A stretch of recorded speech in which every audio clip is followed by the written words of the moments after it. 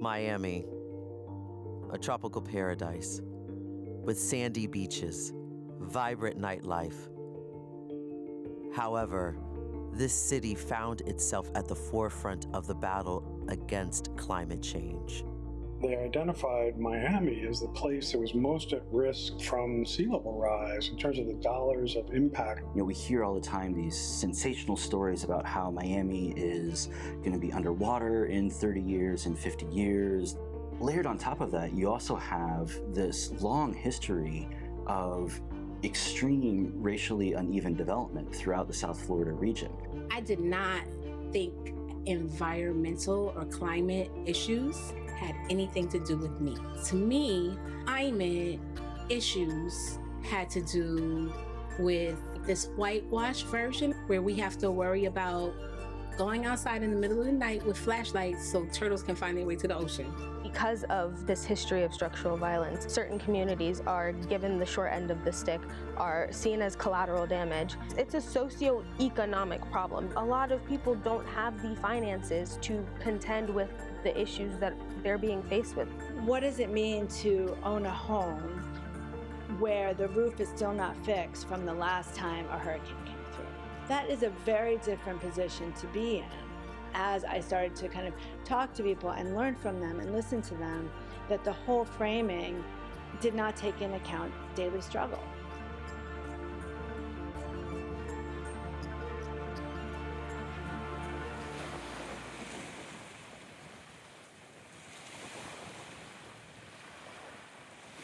With only an average of 6 feet above sea level and in the pathway of hurricanes, its geography is what makes the city so vulnerable. Issues brought on by climate change find themselves intersecting with the city's history and socioeconomic structures. Today, community leaders, scientists, and scholars are trying to work together to find solutions, build hope, and secure the city's future.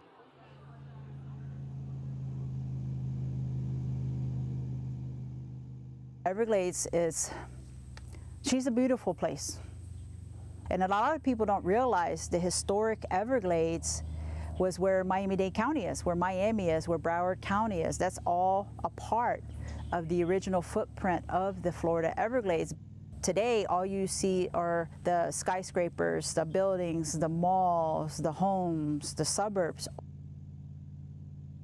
Florida's history is marked by millennia of cycles of rising above and sinking below sea levels. The current landscape is a remnant of the last ice age, a uniquely distinctive ecosystem that thrives with diverse wildlife, sawgrass, cypress forests, and most importantly, tree islands. The tree island is a home to the wildlife. That's the importance of what these islands do, is they help wildlife flourish. You have to understand how the tree island came to existence. When much of Florida was under the ocean, even this area was a living coral reef. So when the waters receded, your reef started dying, but it left that skeleton of the coral reef. Over time, sediment started to settle on those dead coral ridges, and the sediment kept building up. Things started to grow on the islands. So over thousands and thousands of years, these islands form. That's why the Everglades has a ridge and slough system. The ridge is the coral heads, and then you go into the sloughs, which is the space between the coral ridges. For us, all of this is sacred. It's not just one little island, one little tree, one little object. It's the sacredness of all of the area.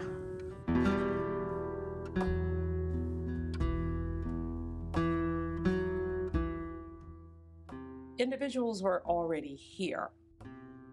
There's the misnomer around no one being here. The city of Miami is actually 1 year younger than the church that you're taping in. Macedonia is older than the city of Miami. This church was founded by Blacks in 1895, dates back to as early as 1882. The city of Miami was incorporated in 1896. Due to its strategic location as a link between the Caribbean, North and South America, the city would get its start as a trading outpost, and it would attract traders and laborers, many of whom were Afro-descendants from the southern United States and the Bahamas. For someone coming from the Bahamas, the environment here in the Grove was very similar to what they were accustomed to back at home. Flagler was attracted to the area because of the growth in tourism, decided to bring the railroad down. There was this awareness that, well, if you live in the north and you want to go to this place where there's sunshine and they have oranges and they have native indigenous people we can trade with, but it had to be developed. The word was out that there were opportunities. They were telling their friends, letting people know, sending the word back that if you're looking for opportunity, come to Miami. You now saw the migration of Blacks from the Carolinas, Georgia, Alabama, and North Florida. So you had an immigration of a group of people and a migration of another group of people that came together and were able to make a life and a livelihood for themselves and their families. From the standpoint of Coconut Grove, Blacks and whites worshiped together in the late 1800s. We started to separate as segregation became more prevalent. Macedonia Missionary Baptist Church originally came from Union Chapel, an integrated church that would split in two. Macedonia Missionary Baptist Church for Black worshipers, and Plymouth Congregational Church for whites. This split would reflect how Miami would grow as a segregated city. I'm a product of segregated schools. So from elementary school through middle school, I attended segregated schooling in Miami-Dade County.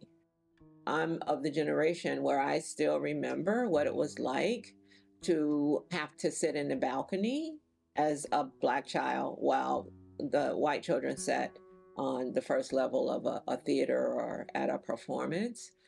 I remember what it was like when the access in terms of leisure and the beach was only Virginia Key Beach.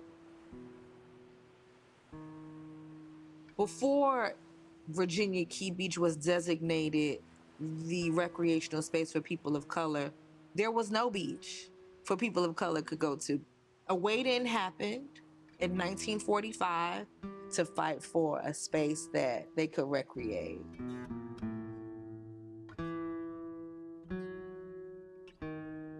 We were in Overtown, and they told me that whatever I decided that I wanted to do with the young people for the summer, that they trusted me to do so. It was very important to me that the young people know about the space in which they were in. One of the places that we went for a field trip was to visit the elders. I will never forget how shocked I was and how just mesmerized and just pulled in the young people were when almost every single one of the elders took out of their wallet this card that they used to have to use to go to the beach. They could get arrested if they didn't have this card going over to the beach. They said up until the 80s that they had to have this card to go to the beach, and that just stunned and floored the young people. We ended up going over to the Black Film Festival on the beach. It was a topic of conversation because they were like, we would have needed one of those cards here. We would have needed one of those cards there. And so just to be able to make history real. We have a tendency to maybe water down. I was born here and I had no idea how racial violence and structural violence has been the foundation of this city. The beach in general is one of the cheapest forms of entertainment that you can provide for your family. All you had to do was fill your tank up with gas if you had a car. You made the food at home and you could come and have a wonderful day out with your family. Being a native of South Florida, I learned that my great-grandmother and grandmother, I have pictures of them coming to historic Virginia Key Beach Park. As the city grew, this culture of segregation and Jim Crow would play a crucial role in shaping its geography. A stark divide would emerge.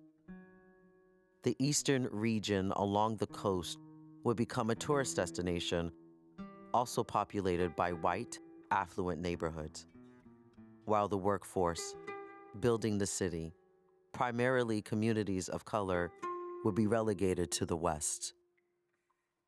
Today, this geographical split remains evident in the city's landscape and would dictate how issues are addressed. The concept of the spine of distress signals this kind of coastal ridge that runs parallel to the Atlantic region. It's characterized by communities and neighborhoods where poverty levels are higher than anywhere else in the county. The housing isn't usually of the same quality. You don't have the same level of resources. Often insurance is lacking, and you're often marginalized politically. Miami Gardens, Little Haiti, Liberty City, Overtown, Allapattah, West Grove, and Homestead are just some of the communities that could be found along this spine. Really where you live, where you work, where you play, just what you drink, what you eat, the people you interact with. Just think of how you exist in this world. Everything around you is part of your environment. When you look at how those areas were formed, Jim Crow relegated certain communities by the railroad tracks. Poor Black communities were put by the railroad tracks. Railroads have a lot of pollution. The spine of distress is what geographers call a sacrifice zone. You can look and see a variety of different ways that these toxic land uses have been located there, created an incredibly poisoning environment, encompasses industrial uses along the Miami River, which have led to high levels of pollution within the Miami River, one of the most polluted rivers systems in the country. It's just this slow process, this slow violence of polluting the space and polluting the community members themselves. I grew up with a single parent, not because I didn't have a father in the household. My dad was only 36 years old when he died. And so it wasn't until I became an adult that I realized that the cause of his death may have been attributed to what's now called Old Smoky, which was an old incinerator. Those like myself that lived just within a block of Old Smoky that was spewing out toxic gases and fumes and smoke and ash and soot that settled in our yards and settled on us if we were outside long enough, so resulted in a lot of early deaths in the community. For 45 years, between 1925 and 1970, this incinerator will be operated in the backyard of residents in West Coconut Grove. Today, many of these communities continue to struggle with the effects of industrial pollution in their neighborhoods. Allapattah is very unique in the fact that we have 3 zonings: residential, commercial, and industrial. You will pretty much see a residential house next to a commercial business, next to an industrial zone. In 17th Avenue, there are 2 cement factories. Some miles to the west of it, you will see a school, an elementary school. And then a few more blocks, you will see a liquor store. Often, infrastructure projects would be developed with little consideration for the residents of these neighborhoods. A prime example is I-95, which would cut through the heart of the community. In a space that already has all kind of respiratory illnesses that happen here, we're going to plow through your neighborhood, even though we don't have to, with a highway. And now we're in the second iteration of that disrespect. Not only are we going to have a highway, we're going to have a double-decker highway going to a beach that we know is sinking. When you add the additional stressors, like the highways and the lack of investment, no trees, no real natural infrastructure there. And so the landscaping doesn't come when they develop these communities, no sidewalks. How do folks go out and just go exercise? We do see the impact of obesity, diabetes, high blood pressure, many complications that result from those underlying metabolic processes that then puts that community at risk. When I looked at the last data between Overtown and Key Biscayne, there's probably a 10+ year difference in life expectancy. And that's a few miles apart. Key Biscayne, one of the richest communities, Overtown, one of the poorest communities.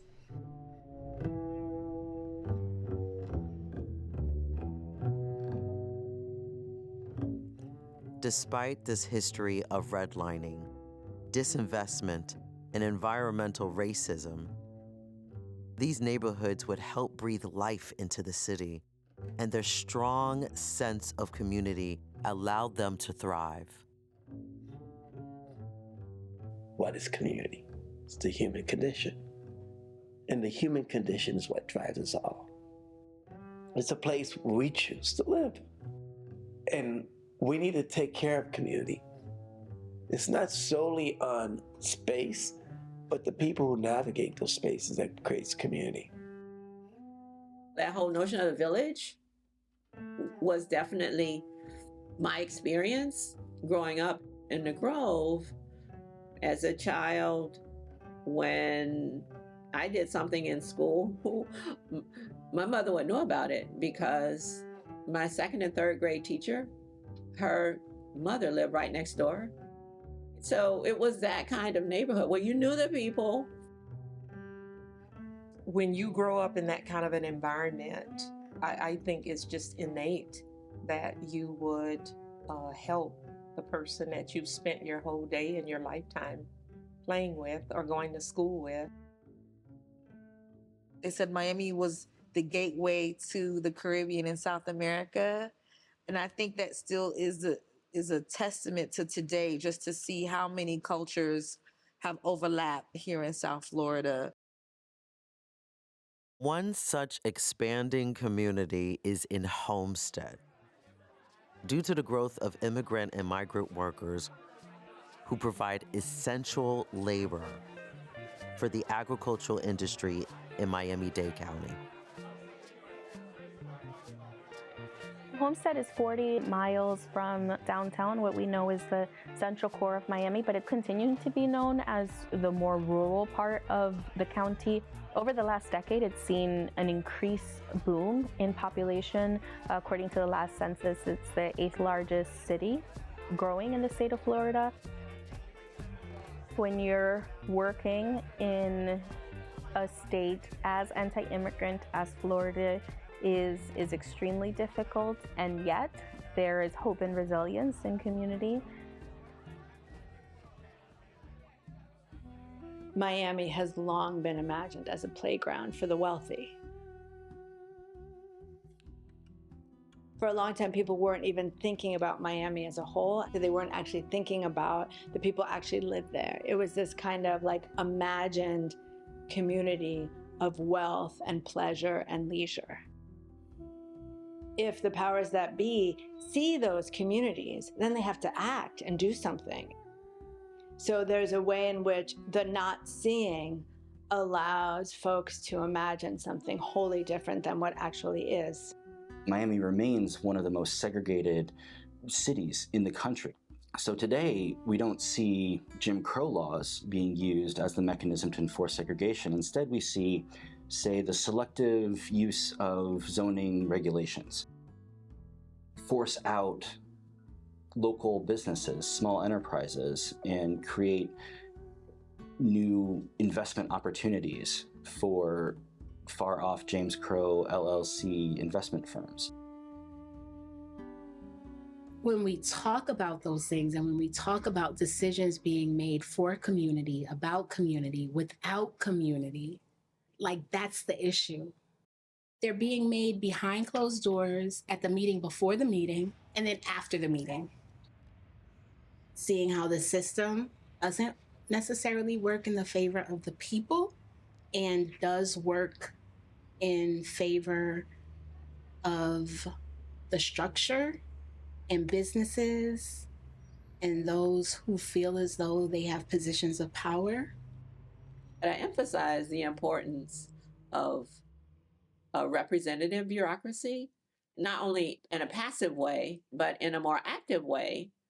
Those public policy makers who look like the people they serve also actively support and advocate for issues that may be confronted by underrepresented communities. These neighborhoods found themselves in a city that was built on the edge of the swampy Everglades. During a time when the city's architects were more focused on conquering nature than working with it. This delicate balance between urban development and the natural environment only highlights the city's vulnerability. People don't understand how the system works. When you have a hurricane, when you have an intense rainstorm, when you have a natural landscape, it's like a sponge. It takes that shock. And so it reduces the intensity of that shock of the rain. It like soaks up that water. To satisfy the constant growth of the city, many of the natural protections it had from natural disasters would be re-engineered, such as draining or diverting natural water flows coming from the Everglades, or removing the mangroves along these shores in favor of an aesthetic that privileges beachfront views. Mangroves are amazing at reducing the violence of waves. They'll basically knock down all the waves and they'll limit the surge pretty substantially too. But the challenge with them, especially under conditions of rising sea, is we don't necessarily know whether they're going to be able to keep up with sea level rise. As the sea level rises, it also creates a threat to the Biscayne Aquifer, located beneath the southeastern region of Florida, that serves millions of residents, supports agriculture and ecosystems of the region. All the 6 million of us in Southeast Florida rely on the Biscayne Aquifer. That is groundwater primarily, and it's considered really one of the most productive in the world in terms of how much water you can get out of it quite easily. Sea level rises cause groundwater rises also, and that's kind of in the unseen subsurface. It also causes additional intrusion of salt water into the aquifer. The challenge with the rising water table due to sea level rise is that there's less room for the rainfall to infiltrate. When the water table comes higher to the surface, it gets less and less. There's nowhere else for the water to go. It just kind of piles up on top and creates a flood right there. This allows flooding to become more frequent and creates a challenge to the city's underground infrastructure, such as building foundations, underground wiring, and sewage systems. Miami-Dade itself has like 100,000 septic systems around the county, which is a huge number for a relatively small area. The rain now, when it comes at such intensity, so much in a short amount of time. It wasn't designed to take the rain that we're getting in a short amount of time. It means these overfull, they're really filled septic tanks are now leaking. And that disruption means that when the water comes out, very nutrient rich, mold grows. It's a huge problem, and especially for the children. Do see it in our clinics with kids. They'll have the skin rashes, they'll have a little GI upset after the flooding. Now, many of the patients I work with are renters, so they will report it to the landlords. The landlords may come in and say they've dried it out, they may splash some paint up on there. And that's the extent of it. The affordable housing crisis have really worsened in Dade County. And that's when I've seen the problem more so that people are not willing to move from the apartments that they know have the mold and mildew. The poorer communities cannot keep up with the emptying of the septic tank because it's expensive. And many are renters, so they can't force their landlords to empty the septic tank. It's really worrisome to think about the septic wastes basically being at the surface for days, you know. Some people, they can't take a shower basically, and their septic lines basically are backing up into their homes during even high tides and after big storms. Flooding I find especially difficult because there are really no major resources out there. We don't talk about the mental health issues. Everybody's cleaning up on their own, and you got to go get new clothes or new shoes, and because a lot of these moms, it's hard. One way the city has been fighting floods during heavy rainfall events that overwhelm drainage systems is by diverting the excess water to the Everglades. Historically, this island, it did flood at times, but it would take, a few days to a week for the water to recede. Now, because of all the displacement of water and the shifting and movement of water out of the urban areas to protect the residents of Miami-Dade County and the economics that happens in Miami-Dade County, they intentionally flood this part of the ecosystem. Sometimes water is over this island for 6 months until they decide they're going to start releasing the water to continue further south. What they don't understand is when they do that, they're killing the island. The tree roots start to die. The grass roots start to die. All that root system is what holds the soil together.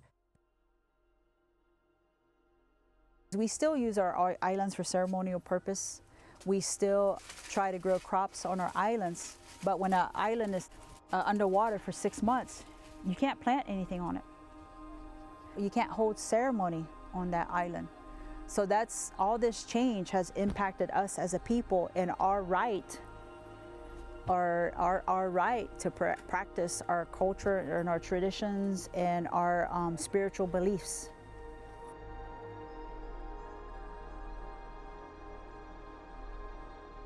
They started putting in what they call salinity control structures now, and that kind of like the idea there is to block off the salt water from moving upstream and into the water supply wells. If it's a Category 5 with a big storm surge, the science is showing that the water will be able to get quite far inland past some of these salinity control structures and so forth, and it may never be possible to rehabilitate the aquifer once it gets salty water in it from that type of intrusion. For such an example, Miami only needs to glance across the water to its neighbor, the Bahamas. Think about 2019 and Hurricane Dorian over the Bahamas at sustained wind speeds of 185 miles per hour at the core. An extraordinary number. Bahamas is a very interesting country. It's 600 islands, I think, total. But Dorian parked over 2 of them. Dorian hovered over the Bahamas for more than 48 hours, which caused widespread devastation and leaving communities in desperate need. Their aquifer was overtopped with salt water. It became salty. They couldn't drink it at all. They had to start putting in a lot of reverse osmosis treatment systems to the bare minimum standard where you can really taste it and you don't even really want to drink it anymore because it tastes kind of salty. Reverse osmosis water is going to be very pure, but in order to provide enough water, they'll mix it back in with some salty water so they can provide enough for people to do what they need to do, flush your toilets and stuff like that. It's really critical. It can become like a public health crisis pretty quickly. Another issue that has many health effects is extreme heat. However, it is often overshadowed by attention-grabbing hurricanes and floods. Yet heat remains a growing, under-recognized health risk, exacerbated by climate change, posing serious challenges to community well-being. Folks who have to take public transportation, it is unbearable in June, July, August, September to wait outside for a bus. Many of them do not have shade to really keep them from experiencing that level of heat that could sometimes be fatal, quite frankly. Miami is experiencing an increasing number of heat waves with more consecutive days with temperatures above 90 degrees. And in 2023, Miami broke 15 daily heat temperature records. The temperature frequently going over 90 degrees, 95 degrees, that's the straight temperature. When we talk about heat index, how the temperature and how the climate outside feels on our body, the humidity makes it a lot hotter. I actually didn't know the in-depth symptoms of what the difference between heat stress and heat stroke were until I started doing this job. Heat stress is simply your body reacting and overheating and trying to compensate. You sweat excessively, you can be nauseous, you can vomit, you can be dizzy. Heat stroke is actually your body fundamentally not being able to cool down. It's having a corporal temperature of above 103 degrees. You can no longer produce sweat and your body cannot cool down. Your body is just trying to survive. So your organs start failing. The need for heat protection for agricultural and outdoor workers has become a contentious political issue. K Calor, a worker-led campaign that want to legislatively guarantee water, shade, and rest for outdoor workers in Miami-Dade County. However, the state legislation would preemptively make all local heat protections in Florida illegal. I think I have, unfortunately, 2 anecdotes of 2 of our worker leaders. One experienced heat stroke. She was working in a plastic greenhouse, and one day she was feeling really terrible and eventually had to be hospitalized and was extremely dehydrated, and she was hospitalized for about a week. That same worker had a coworker who collapsed in the parking lot trying to go to her car to get some air conditioner, and she never woke up. The heat is what we call a threat multiplier. It just adds an additional stress to the body. So if your body has any kind of complications and arteries are narrowed when they have coronary disease, one of the first things your body has to do when it gets exposed to heat is increase the heart rate because it has to perfuse the skin because it starts cooling down. And it's pumping harder, and that triggers heart attack. Nobody's going to say it's the heat. Folks were telling me, well, I've experienced some of these symptoms multiple times over the last few years. They didn't know that we're totally preventable and that they actually had rights. We're at this point now where the corporations, lawmakers are okay with prioritizing profit over people in terms of they don't care if people are literally dropping dead outside because of how hot it is, as long as they're meeting their quotas. Agriculture workers and domestic workers continue to be excluded from a lot of workplace protection, particularly around the right to organize. We know that the safest workplace is an organized workplace. With each additional extremely hot day, the reliance on air conditioning to cool off grows, resulting in higher utility bills. This illustrates how these symptoms of climate change leads to direct financial costs for these communities struggling to keep up.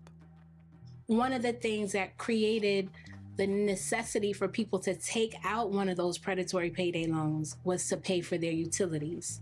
And so when you're in a space here, like in Overtown, where you're in one of these apartments that is run by a slumlord, where you have a in-the-wall air conditioning unit, and you have air seeping through, and you're paying more for your electricity there than somebody who's living out in Pinecrest in like a 5-bedroom house.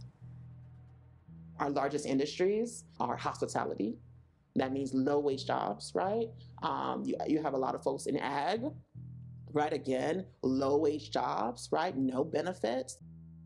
As there are more incidences of real storms, the more they lose days off work. And we know that workers can't lose days off work, especially in the economy in Florida.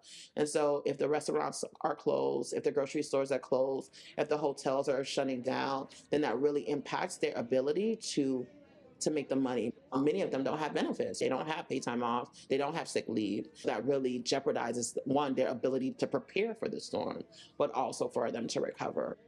There's a lot of assumptions made about people's ability to get ready and to recover that doesn't take into consideration the actual working folks of Miami-Dade County. Hey, here's a hurricane readiness guide. This is all the things that you should prepare. How much does that cost? On a $12 an hour income that majority of our domestic workers are making. The ability to get ready when people are like, oh, folks should evacuate. How much does it cost to evacuate an entire family? So important to have people from these communities at the table when we're coming up with disaster preparedness measures or resilience initiatives, so that you can know what the people around you actually have the capacity to do, actually want to do, actually can do. Able to put in your zip code, and the zip code that you enter is going to tell you where your zone is. Now, the only time shelters are going to populate on that app is once we're activated, and as the shelters are opening, it populates the information on the app via your zip code. So you won't know until there's an activation where for you to go. So that's why that information is not made out to the public. That's the issue. Mm-hmm. That's the big issue. Because you can't prepare. We can't prepare in time. And so what has happened in the past is we don't have priority at Booker T, even though it's in our district, so we don't know where to go. And you may not have a caretaker. A lot of our elders do not have caretakers here. There are a lot of people that are not connected to people.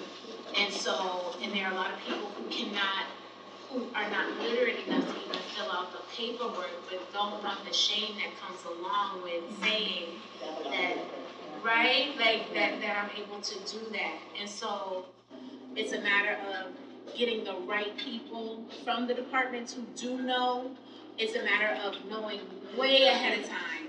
It's something as simple as this is the shelter that you will be able to go to in your community. It is also as simple as saying, maybe they need to find a different shelter for the people in Miami Beach to go to so that the people of Overtown can go to the most convenient place that can keep them the safest. I was unaware about there being restrictions as to who can go to what shelter, so that's new information to me. But that's what we're here for, right? So, thank you. For these communities, even with adequate hurricane preparedness, a disaster from an indirect hit can rapidly escalate into a catastrophe. We make a distinction between a disaster from which there is relatively quick response and recovery, and an event that's a catastrophe, which means that it fundamentally alters life. When a neighborhood or a community is hit by an extreme event, that sense of pulling together, if it doesn't exist, it's really hard on the community to bounce back. And the people that are affected see no hope. then they leave. And the community ceases to exist any longer as a community. And for that, when that happens, that's a catastrophe for that community. Never the same again. When a disaster hits these neighborhoods, community cohesion and a sense of togetherness are some of the most effective tools they have to help them recover. So what's built into us is thriving, is resilience, is connecting with one another to survive. And so, that's kind of what you see after a storm. Before the official response happens, communities are responding to each other. And so it is not a lie where people are like, communities are each other's first responders. Community is our North Star. It's how we navigate. And when things go south, it's your neighbors that finds the North Star. And you had multiple eyes and multiple concerns that would gravitate and make sure that your values were being protected, even while you're not there. If you have a sense of belonging and family and relationships, you're going to always have a tendency to protect and to help them. If I go back to, I probably was 6 or 7, the first devastating hurricane that I experienced here as a child would have been Hurricane Donna. And you saw a community of people pull together and rally around how we could assist each other to get through that.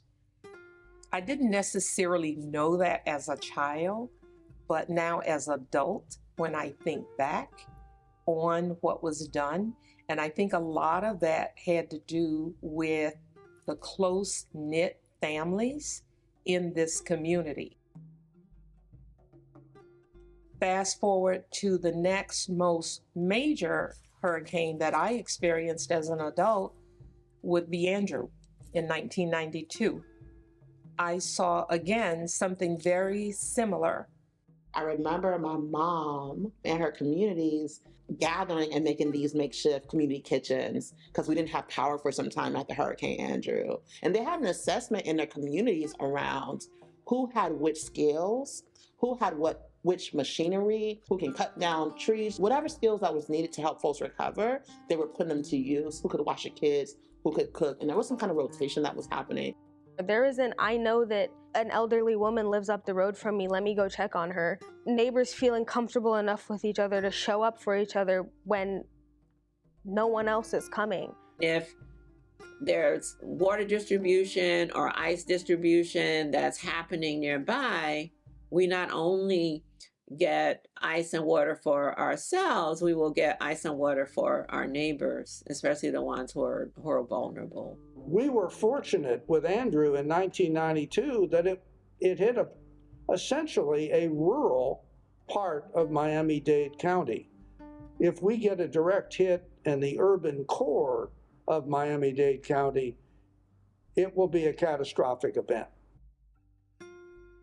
There are so many variables that go into impact. Not only the intensity of the storm, but its size, how fast it's moving, whether or not there's major storm surge. We're talking hundreds, if not thousands, of casualties and billions of dollars in loss. I mean, in my mind, the Katrina New Orleans scenario is something that could happen here, basically, where tens of thousands of people probably got essentially forced out. I mean, they had to evacuate, no place safe to live, basically. A whole bunch of them never made it back. Along the spine of distress, as this sense of togetherness helps them combat the effect of climate change while facing environmental racism, disinvestment, housing, and social economic inequality, a new risk fracturing these communities has emerged. You're also seeing in a lot of these neighborhoods and communities a loss of cohesion because their new construction is replacing older residential patterns where people had a stronger sense of community. So one of the issues that we worry about is the loss of social capital, of mutual trust, mutual familiarity, pulling together. I do worry about neighborhoods not feeling like communities anymore. You actually can't be trying to develop relationships, get to know your people while responding to a disaster. Like that work had to happen prior. If that doesn't exist, then you don't really have a community. So I'll give you an extreme example. Hurricane Andrew, 1992, my cousin lived in South Dade, middle upper class neighborhood. He survived by getting under a mattress in his bathroom. The house blew down around him. He found some place to go, once the storm passed. So, when people were allowed back in, he comes home to, check on his house. Someone in the neighborhood drew a weapon on him and asked him what he was doing in that house. So if you know your neighbors, if you know the people living next to you or around you down the street, then you can prevent that kind of thing.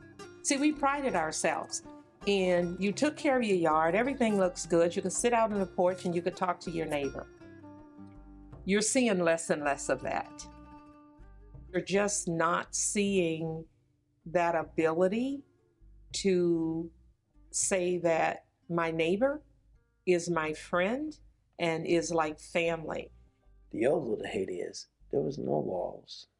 Yeah, kids went across your yard. You say, "Get off my lawn."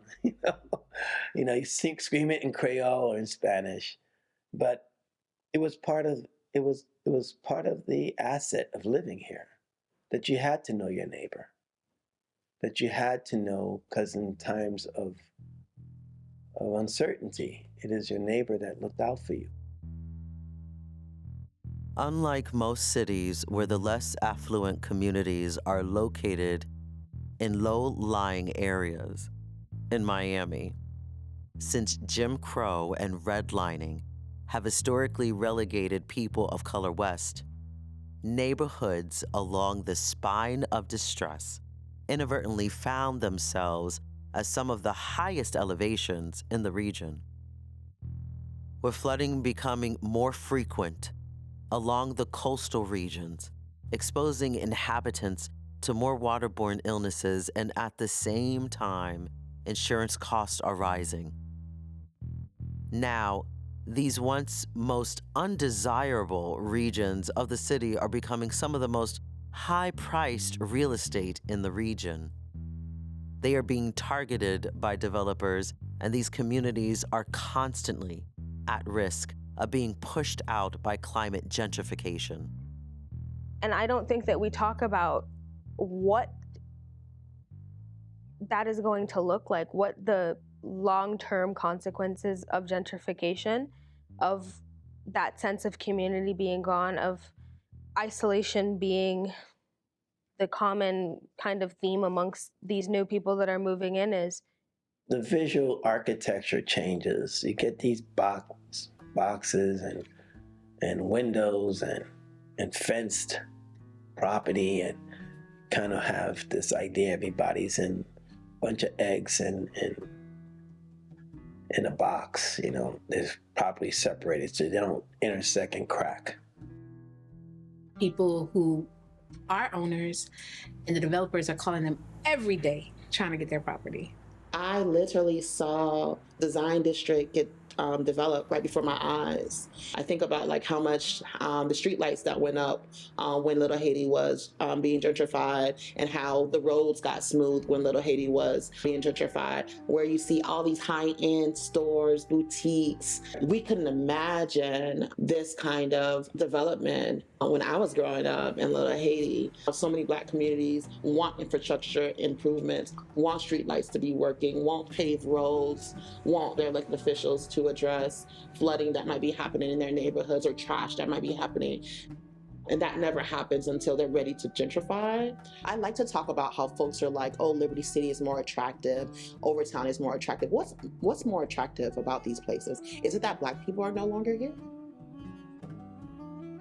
That there's an entirely different layer on this. Once these communities are dealing with this extreme weather event and they're not able to, rebuild fast enough, whatever, we have this group of predatory developers coming in and buying up their homes or forcing them out and rebuilding or redeveloping, as they like to say.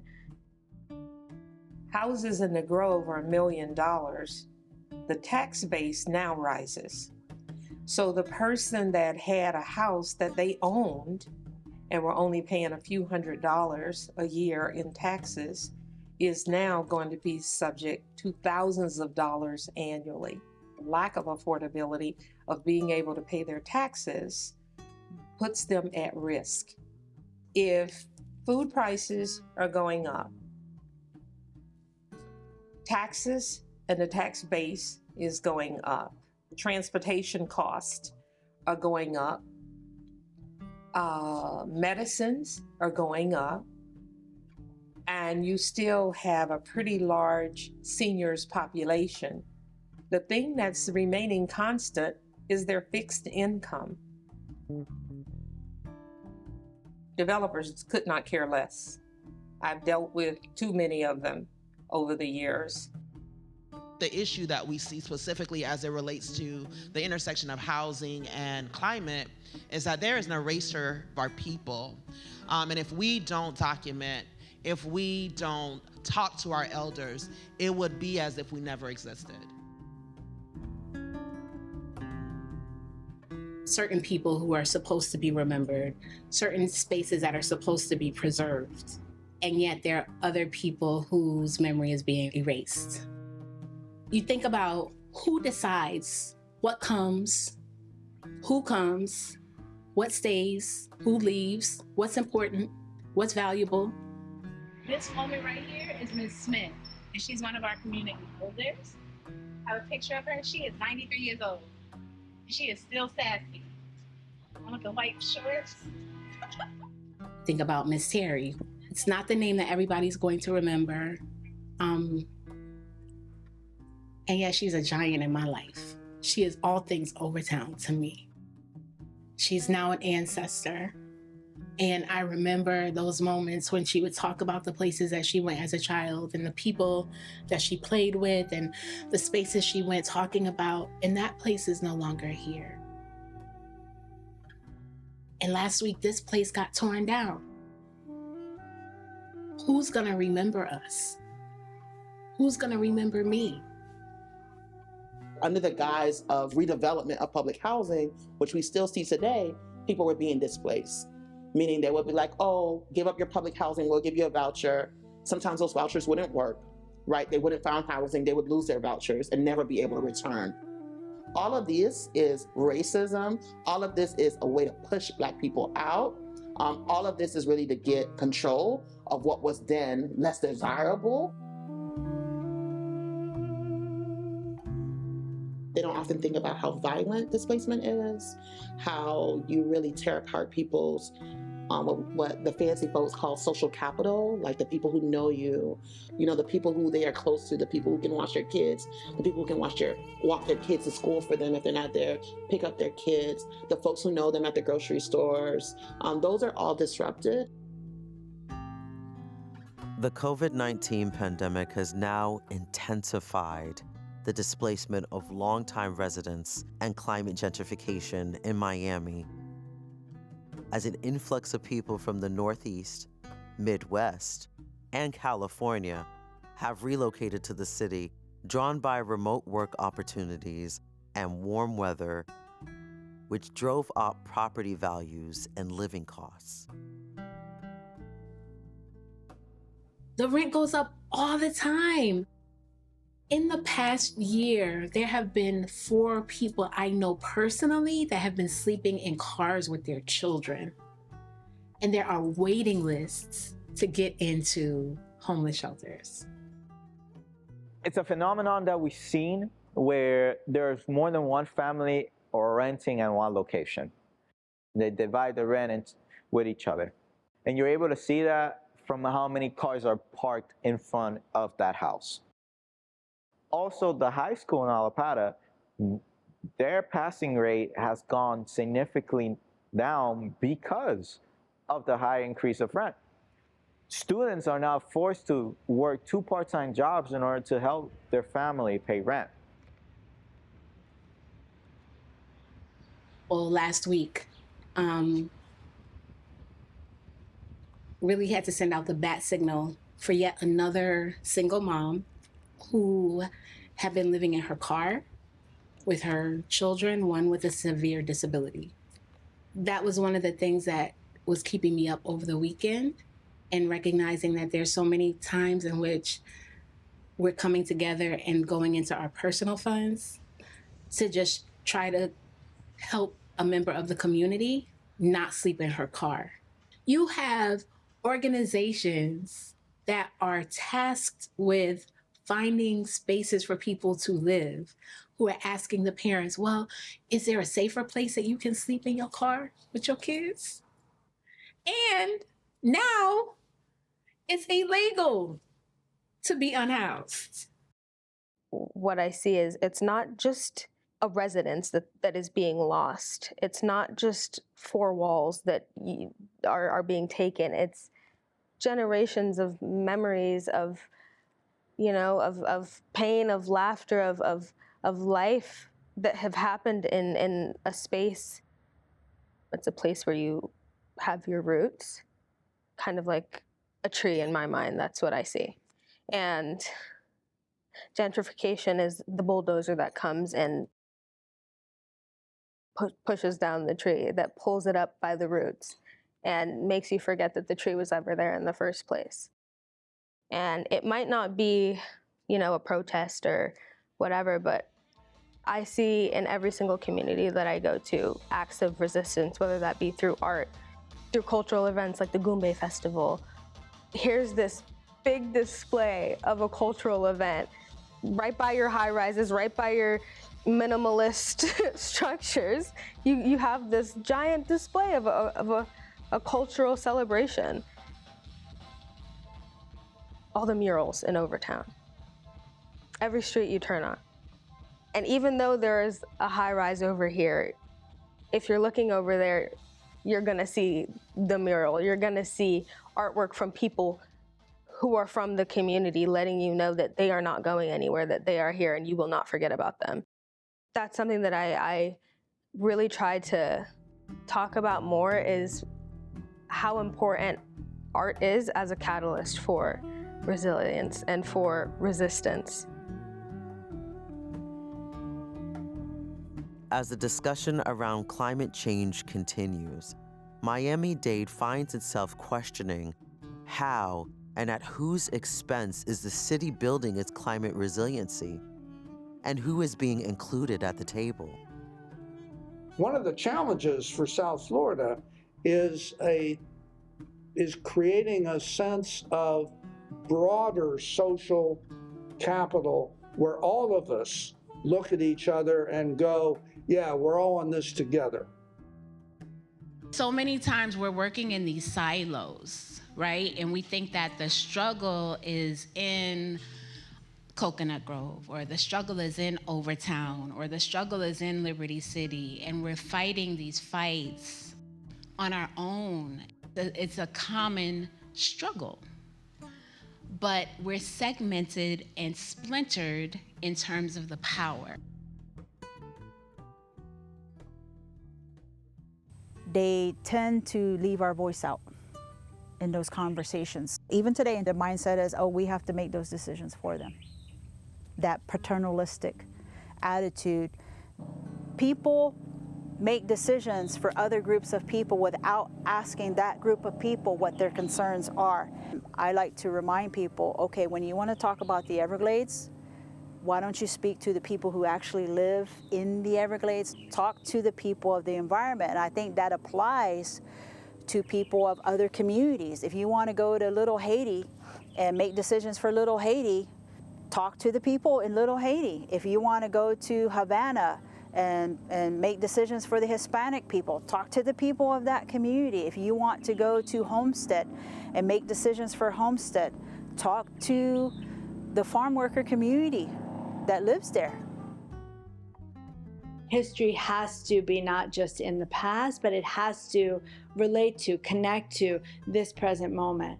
And the way to do that so often is to speak with members who are living that history now. Realize that there are so many silences, there are so many things not said, not recorded, not remembered. Community knowledge is essential, is important, and I think may well save us. Having the perspectives of every generation at the table is extremely interesting because we cannot make plans about the future and not think about the past and not have, you know, the stories of the elders and the advice of the elders and also the advice of the new up and coming generation, all at the table having conversations about the planet that they all share. So we know the gravity of the situation and we can see the consequences. We can see extreme weather events happening more frequently, but we can't see those in power acting with any sense of urgency because we're still having conversations about whether climate change even exists.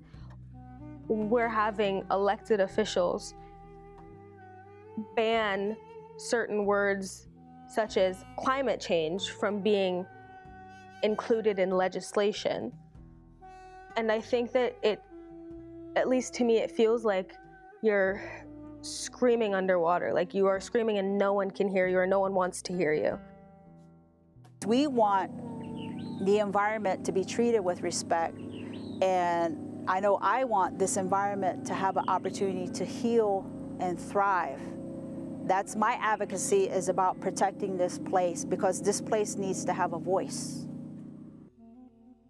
This city, with its fragile geography, is trying to look forward as the impacts of climate change continue to accelerate. Many residents whose roots run deep in this city, even through a history of disinvestment and environmental racism, are raising their voices while finding resilience within themselves. This sense of resiliency is what allowed them to look to the future with hope. Hope is a discipline, right? It's not because we see it, it's because we know that if we work towards it, it can get there. And so we're being disciplined with that hope for us, for my ancestors, and for my nieces and nephews who I want them to have a better life, right?